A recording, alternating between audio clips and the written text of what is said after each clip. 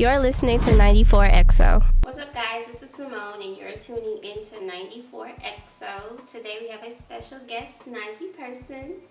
How you all doing? Najii, I brought you in today to talk about what you have going on, what upcoming events you have, what projects you got going on. So thank you for joining me. No problem. I know you're busy. I really appreciate it. But before we begin, I really want to talk about your new track. It's called Rebound. So on Instagram, I saw that you wrote, "They haven't started decoding the verses yet, so I'm safe." So I'm going to ask you, what do you mean by that?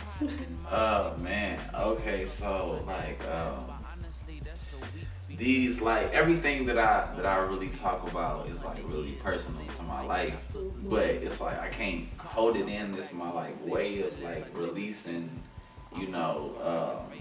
things that I've encountered. You know what I mean? And really, what I mean by that is I'm not as big as J. Cole or anybody like that yet. But you will be. Yeah, soon. Yeah, soon. So I'm real personal in my raps, really personal. I probably shouldn't be talking about some things that I be talking about, but I guess I try to talk about it in a cool way. You know what I mean? These stories are my stories, but they're also other people's stories, So it's I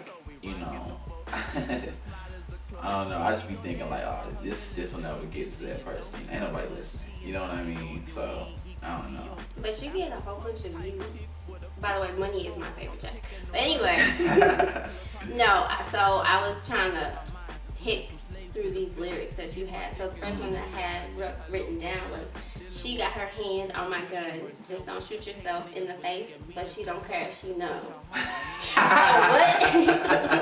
What do you mean by that? Oh my gosh. We grown. So it's when you doing what you doing, sometimes you just, she don't care, you don't care, because she's numb to, her situation. Basically, rebound is about I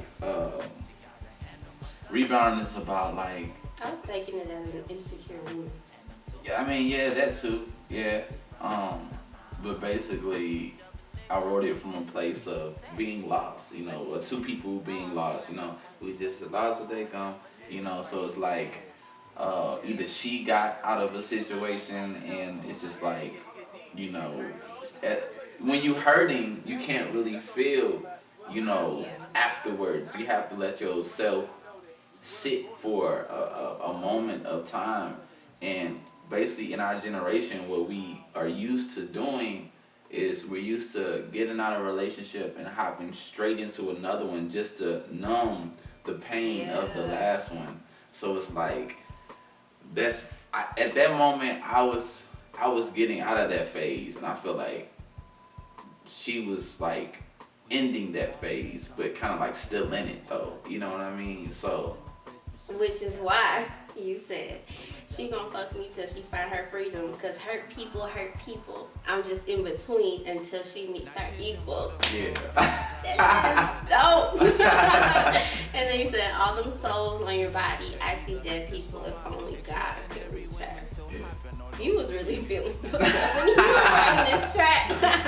Man, it's crazy because that's I wrote this track years later. You know what I mean? Mm-hmm. And so it wasn't fresh. But you know how you're not through with something, something's still on your heart, and you just man, I'm just going ahead and because I feel I have to write about it to be finished with it. You know what I mean? So I can talk about something all day and be all right, I'm done with this. But when I make something like a track, then I'm really done with it. You know what I mean? Okay. So it's that's your healing process. Yeah, okay. yeah. Rebound is that. That track is so good. How long have you been wanting to actually pursue a career as an artist? I'm gonna call you an artist instead of just calling you a rapper, because your vibe is totally different. And I know you produce some tracks too, and the vibe that you give off to me is a good vibe. I don't even know how to explain it. It kind of gives me chills, and it's something good. So if I know if I'm feeling like that, I'm pretty sure there's many other people out there that feel the same way as me. So when did you start taking your artistry serious? So I think I really started taking it serious in high school, but like middle school, I was like writing a lot, and I would be just reciting raps to, the people in class, and they were like, oh, okay, that's cool, or whatever, or they say it's whack, or whatever. But I had a passion for it. I loved music. In middle school, I would go home every single day, and I had like 4 albums in line for me to listen to before I started anything. Cause see, I live in middle school. I lived with my pops, and it was just me and him. So I was in this big house, and he wouldn't come home at like 7, 8, cause he working all these hours. So it's just me in the crib. I literally would come home, and I would listen to like things in a row. I'm like real systematic. Like if I have like greens over here and like chicken over here and mashed potatoes over here, like I would eat that first, then that, and then that. Like it's weird. I would come home and I would listen to like College Dropout, then Late Registration, then Graduation. I'm like, okay. Oh, so you listen to albums in the order that they came out. Yeah. What about your producing? So, do you produce your own tracks? Yeah, I produce majority of my own tracks. It's only a few other guys that I really mess with that produce with me, and that's like my homie 92, and I've been knowing him since high school. So just imagine like this: you walking in the hallway one day through high school, and like this white guy bumps me or whatever. He's like, "Hey man, I got these beats. You want to hear them?" I'm like, What? I'm like, okay, you know what I mean? So I listen to the dude's beats, and I'm like, man, this dude's gifted, you know what I mean? And from then, we just start hanging out a lot and just creating. And then, that's my homie today. Like, he's the only guy I really go to, like, when I need beats. There's another guy, too. His name is Ace. He used to go by 808 Ace, but now it's just Ace. And he is cold. He DM'd me on Instagram and was like, yo, I got some beats that I want to send you. And I'm like, cool. So he sent me some beats, and it was just like crazy. And I'm like, oh man. And then, so yeah, we started creating, and those are only 2 guys I really go to, and myself, you know what I mean? So did you teach yourself? My mom, she's like really into church, and she used to come home with the keyboard from church, so I would play that, like when I came home from school, and anytime. I just love playing the piano. So then when I got to high school, I met the homie Fonz, and he was already working on programs, recording himself, and all this good stuff. And he taught me how to use the program, and I saved up my money and got me a desktop, and he put the program on that computer, and I just kept making beats from that. That is dope. I like stories like that when you teach yourself, because I teach myself everything. You gotta have that passion yourself and wanna do it yourself for it to actually be, so you can figure out your own way around the program, So go ahead and talk about some of the different events that you previously performed at, been a part of over the years. Okay, so my latest performance, my last performance was at Del Mar Hall, and it was Mastermind was the headliner, and I was one of the performers, and man, that show was, that's like one of them shows that you have and you be like, yeah, this possible, like this could like happen for real. And that's basically what it was. Like, it was a great show. I had the band that night, background singers, and it was, That's what's up. it was real,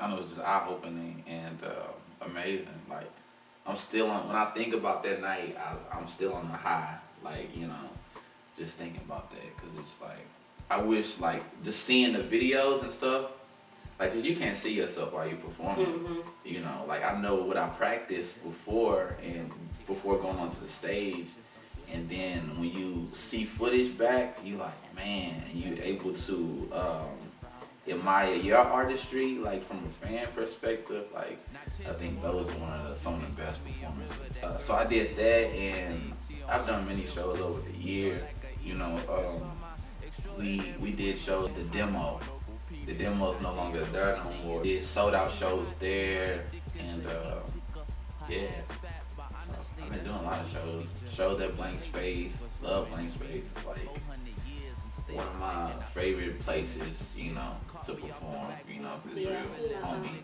I seen a video of you. I don't know where you were performing at, but it's on YouTube and you were performing there. I think they do poetry there. Is it Blank Space? Yeah, they do. Yeah, like real big poetry nights. Do you do poetry?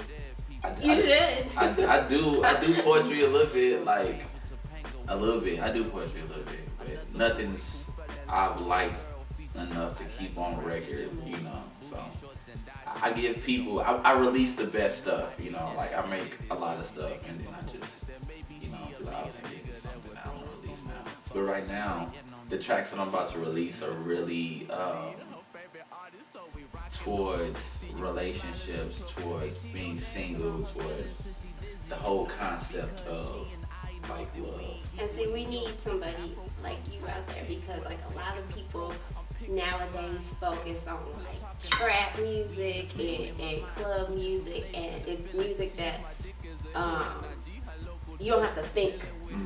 They just care about the beat. And so you have this vibe where you talk about your feelings or you relate to other people, like what they're going through. In St. Louis, it's not a lot of people like that. I just want to meet people where they are, you know. I want to tell people my story, and then, because like, we all be going through the same thing, you know what I mean? A lot of times, you know, and I just want to be honest with myself, you know, and be able to put something out that I would be proud of. You know what I mean? Even though sometimes like it's really hard to write records sometimes. Not because I can't lyrically perform, because I have to emotionally go there. You know, and sometimes you digging back on old feelings and it's like, man, I really don't want to do this right now. Okay, so I'm going to ask you a couple questions. Do you know your favorite rapper? So I did something a little different with you because you gave me like 5 or 6 artists. You ready? Yeah. So the first question is, when did Nas release his first debut album? And what was it called? Debut album. Okay. I have no idea. I'm so into my own world now. Like, You ain't worried about it. Right. I mean, even though it's an important time in hip hop, like, I'm not. I do hip hop, but I'm not the biggest hip hop head. Like, I'll be wrong. I just remember how it feels, how it felt when hearing that for the first time. So was it Illmatic? Was that the first one? Yep, it was Illmatic. We released it in 1994.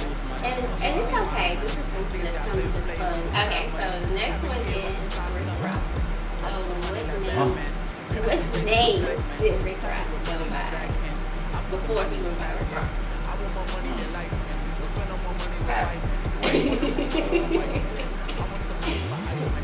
Yeah, I have no idea.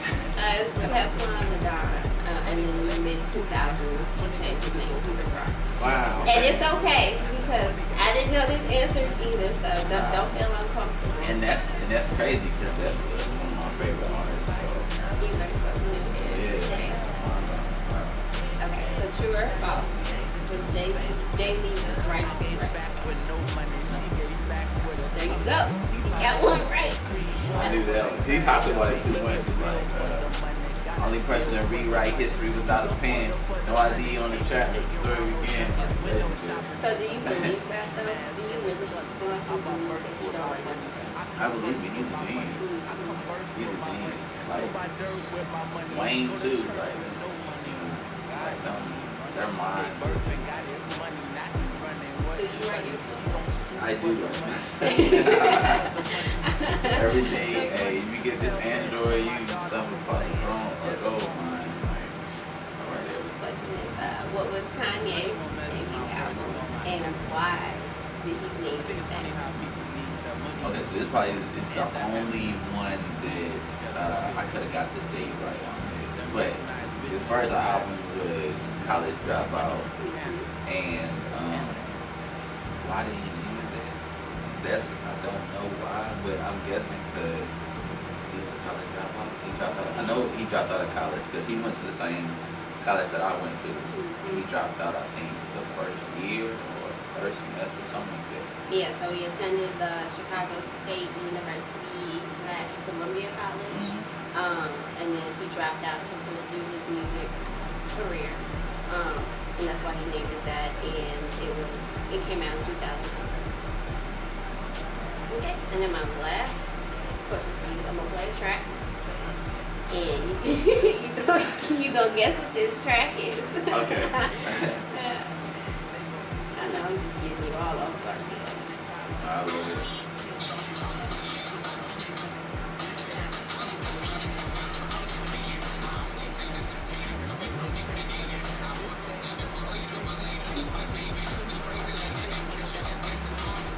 You know what that track is? I have no idea what that track is, but I do know that it's 3 Stacks. Yes, it is. It's called Sleazy. I'm trying to get you prepared for Breakfast Club. Because they going to get you with all these off-guard shots. Right. So you gave me your list of your top artists. What I was really surprised at was that you didn't have Kendrick Lamar. And you kind of give that Kendrick Lamar vibe. Like, why isn't he on your... And he wasn't 1, 2, 3, 4, 5, 6. You even had Common on there, so Yeah. why? No, Kendrick's dope. He's like definitely one of the best. He's definitely one of the best out, you know. But my favorite are people that I like, that I grew up on. You know, like I remember time periods only according to the stuff I was listening to at that time. So like middle school era, I'm listening to like Lupe, Common, Kanye, that whole Chicago wave, and a little bit of Jay too. A little bit of Jay. That's when I first started getting into Jay-Z really heavy in like 8th grade. Cause he had the track called I Know with Pharrell. I love that track because it was so witty, and I'm like, yeah. And but yeah, basically people I grew up on, like artists that I mess with. I remember Rick Ross because I was working with my dad at the time, and this is before music was like heavily on the phones. So I still had like the MP3 like joint, and I remember Rick Ross had released Teflon Don.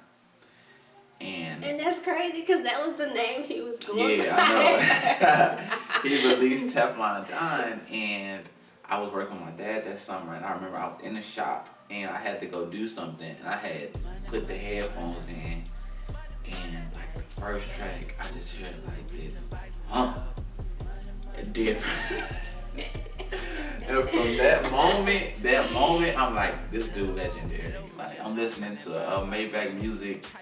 I think it was 2 at that time, or 3. I can't remember, but and the music was just so beautiful, and like this dude rapping these dope ass bars over, you know, this beautiful ass music. I'm like, it's legendary. And from then on, it became my favorite artist. I listen to Rick Ross all the time. Like, yeah. But no, Kendrick holds a special place too. Cause I remember when he first came out. I remember I first heard Kendrick on Two Dope Boys. It was a big blog back in like high school or whatever. 2012, 2011, and I heard her cut you off for the first time, and I'm like, yo, this dude is serious, like for real. Then I listened to all his stuff and, you know, got acquainted, and like, man, this dude is serious. Like, he's like lyrically like on another level, you know, like he's like a hybrid of so much. And I feel like that's what I became. You know, I became like a hybrid of a lot of things. you know, but still very different, you know, because it was just so much that, I don't know, I was growing up on and, you know, stay organic to. Like, people say I get real personal on my records, and I believe that like came from like Kanye, because a lot of people didn't like Kanye that I was playing. Like, I'd be like, yo, listen to this dude, and they'd be like, oh, I ain't messing with this. It sound like he talking on the track. I was like, that's dope though. Yeah. So I got that from Kanye, like that, like I'm talking to you directly, you know, and then the being vulnerable, I feel like I got that from Drake, you know, being comfortable with being vulnerable, and Common, like the soul, the deepness, like Common and Lupe, like the deepness, and like, you know, and then Kendrick, I feel like I have like that, some people say cadence, you know, sometimes, but like, I feel like he's one of those people that always would like take it to the next level, like the extent that he would take it to, like you hear a good track and like, oh, that's good, you know what I mean? They told a story or whatever, you get the story, but Kendrick makes you feel the story, you know what I mean? And yeah. And I just asked that about Kendrick not being on your top because I feel like your sound is unique. But the first artist that came to my mind was Kendrick Lamar in his sound relating to yours. So I figured that he would have been like a top 3 for you just because like your sounds are, I don't want to say similar, but like they can bounce off of each other. And that's a good thing. Because you know Kendrick is like the king right now, as they say. But that's what I was wondering. So yeah, I mean, and that it's so much. Like, I listen to like Erykah Badu and stuff, so I take from her. Well, let me stop. St. Louis freaking jargon is coming all out, but I listen to Erykah Badu and just all people of like soul, and I listen to rock, and so it's gonna be a little bit different because I take from all of that, you know, especially since I produce, because I can like hear where a record is going. I got this record about to come out. It's like probably one of the, well, I ain't say the biggest record. Shout it out, shout the record out. But it's gonna come out soon, and I'm gonna release a whole EP, and it's amazing. I feel like it's amazing. I'm gonna release this EP soon, and it's called Is Forever. And I think it's what the black community needs like right now, and I feel like the black community needs to be like built back up, you know, like, but we have to start in a place where we have to meet people where they are, and I feel like love is like the biggest like thing missing. Communication, understanding, you know, one another is the biggest complication in building the community back up, you know. Just so many stories like people I've dated and stuff like that, and you know, just like people in their past, and it's just a lot of things come from like not understanding each other, you know, not in perception, because I could speak about something in a relationship, like talk about a person, like, you know, like, oh, they was this, that, and they this, that, and that, and